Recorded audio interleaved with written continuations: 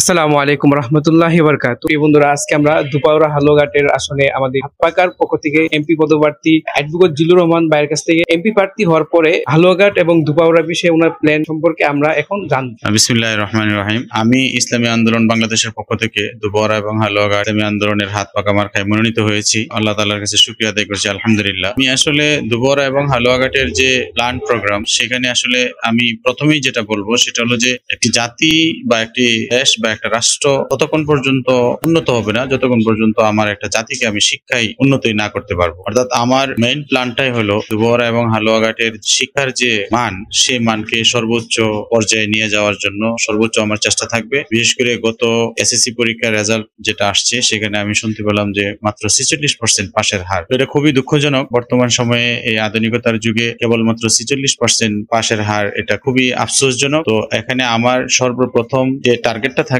সেই টার্গেটটাই হলো যে আমি শিক্ষাকে নিয়ে কাজ করব। সে ধর্মীয় শিক্ষার পাশাপাশি জাগতিক শিক্ষা। কারণ হলো যতক্ষণ পর্যন্ত একটি জাতি সুশিক্ষায় শিক্ষিত না হবে, ততক্ষণ পর্যন্ত সেই জাতির কোনো উন্নতি হবে না। এবং সাথে সাথে আরেকটি প্ল্যান হলো বর্তমান সময়ের যে অবক্ষয়, আপনারা জানেন যে সন্ত্রাস, চাঁদাবাজ, দুর্নীতি, এইটার ব্যাপারে আমার সর্বোচ্চ জিরো টলারেন্স থাকবে। এবং দুপাউরা আমরা গর্বের সাথে বলতে পারি ইনশাল্লাহ, ইসলামী আন্দোলন বাংলাদেশ যদি ক্ষমতায় আসে বা দুপাউরার মানুষ যদি আমাদের হাত পাকাকে জয়যুক্ত করে, তাহলে দুপাউরা থেকে যে কোনো ধরনের মাদক, সন্ত্রাস, চাঁদাবাজ এগুলো নির্মূল করবো ইনশাআল্লাহ। সাথে সাথে দুপাউরা এবং হালুয়াঘাটের যে রাস্তার যে অবস্থা, এটা আমরা সবাই জানি যে ময়মনসিংহ থেকে হালুয়াঘাট দুপাউরা 60-65 কিলোমিটার দূরত্ব, যেখানে 100-200 কিলোমিটার দূরেও খুব উন্নয়ন থাকে। সেই হিসাবে দুপাউরা এবং হালুয়াঘাট আমাদের জেলা পর্যায় থেকে যে পরিমাণ দূরত্ব, সেই পরিমাণ দূরত্ব হওয়াটা খুব বেশি একটা কিছু না। অর্থাৎ পাহাড়ের পাদদেশ হওয়ার কারণে হয়তো আমি মনে করব যে গত আমাদের সরকারগুলা এই বাংলাদেশে কাজ করেছেন উন্নয়নমূলক, সেখানে